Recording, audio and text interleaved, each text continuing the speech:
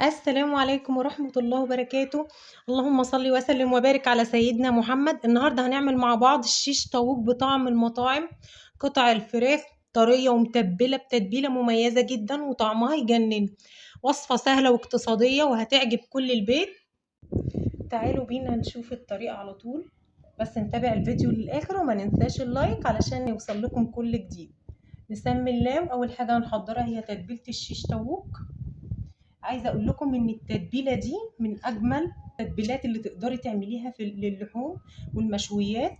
وهنزل فيها ببصلتين وسط، ممكن نستخدم الكبه او الخلاط. وهننزل بميتين وثلاث فصوص توم. ولو مش عايزه التوم ممكن نحط فص واحد بس هو بيبقى جميل جدا، بيخلي طعم التتبيله جميله جدا. وهنا بننزل بنص معلقه ملح. عندك فلفل احمر ممكن نحطه عادي، انا عندي هنا صلصه الفلفل بحب احطها. نضرب المكونات دي كويس جدا جدا. احنا محتاجين هنا الميه بتاعه البصل، علشان كده بعد ما نفرمه نقدر مصفى ونصفيه كويس جدا جدا. هتقولوا لي البش بتاع البصل ده والطماطم والخضار ده هتوديه فين؟ هقولك ممكن تعمليه في اي وصفه تانية، زي مثلا الكفته، تعصيج اللحمه. ودي كميه الميه، كميه البصل بالطماطم انا حطيتها في كيس واحطها في الفريزر.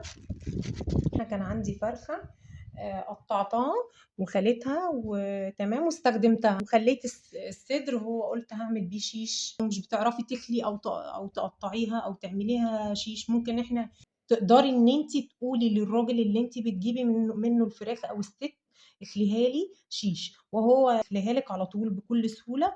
وطبعا شلنا الجلد بتاعها. تمام، هقطعها هحطها في محلول نقع اللي هو عباره عن ميه وملح وسكر وليمون. ويا سلام بقى لو في برتقانه كمان تشيل الزفاره، نظافه اكتر كمان. والزفره ممكن تحطي معلقه طحينه. تمام. وبعد كده هنقطعها نسيبها كده ربع ساعه. انا بفضل وراك الفراخ مش الصدور، لانها بتبقى حلوه جدا، بس ده اللي موجود عندي حاليا فانا هستخدمه مش هقف يعني. هقطعه وراجع لكم. تعالوا بينا بقى نكمل خطواتنا. انا كده قطعتها وهنزل بالتتبيله على صدور الفراخ الحجم اللي انا عايزاه، ولا كبيره قوي ولا صغيره قوي. هنزل بمعلقه خل. وهنا هيبقى التوابل بتاعتنا اللي هي عباره عن معلقه ونص فلفل اسمر، معلقه صغيره من الكزبره، نص معلقه من الزنجبيل، ومعلقه من البابريكا، معلقه ملح. انا استخدمت بهارات لحمه. حطيت بهارات اللحمه ليه مش فراخ؟ والله التتبيله دي بتبقى اذواق. انا حابه ان انا احط بهارات لحمه، حابه ان انت تحطي بهارات لحمه يبقى تمام حلو قوي. عايزه تنزلي ببهارات فراخ ده كويس برضو. عايزه تنزلي ببهارات شيش تمام برضو. كل حاجه تنفع. تمام. هنزل هنا معلقة صغيره من دبس الرمان، ولو مش موجود عادي خالص، يعني مش هتأثر على الطعم. ممكن نستبدلها بمعلقة سكر صغيرة أو معلقة عسل نحل. تمام. وعندي هنا برضو هنزل بمعلقة صغيرة من الصويا صوص، مش موجودة برضو. تمام برضو. وهنسيب التتبيلة دي لمدة ساعتين بره التلاجة. أما لو احنا هنسيبها 24 ساعة فبنسيبها في التلاجة. أهم حاجة هنا الملح يكون مظبوط. وبخصوص الخضار، انا هنا ممكن ان انتي تقدري تعملي الشيش بالخضار او بدونه. الخضار اللي انا هستخدمه النهارده عندي هنا فلفل الوان وعندي فلفل اخضر، وتقدري تستخدمي اي نوع فيهم، احمر او اخضر، يعني المتوفر عندك. وعندي كميه من البصل. تستخدمي الطماطمايه الكبيره، تقدري تستخدمي اللحم بتاعها مش البذور. هنقطعهم بالشكل اللي انتوا هتشوفوه ده مربعات. تعالوا بينا بقى نعمل الخضار بتاعنا ده ونعمل الاسياخ بتاعتنا.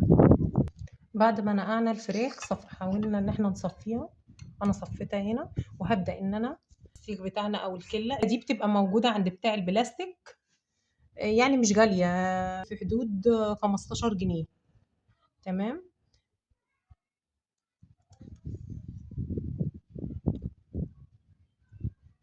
انا بصراحة استخدمت اللي كان موجود عندي. تقدري تستخدمي فلفل اصفر، احمر، اخضر، اي خضار عايزة تحطيه مع الشيش طاووق بيبقى طعمه يعني خطير جدا ان شاء الله. دي بتبقى وجبة يعني موفرة جدا ومغذية. كده نكون خلصنا اسياخ الشيش طاووق، ودي الكمية اللي طلعت معايا. تمام. شوفوا قد ايه هي شكلها حلو وريحتها احلى، هتبقى موفرة معاكم جدا. طبعا ده الصوص اللي طلع منها، فانا بنزل بيه كده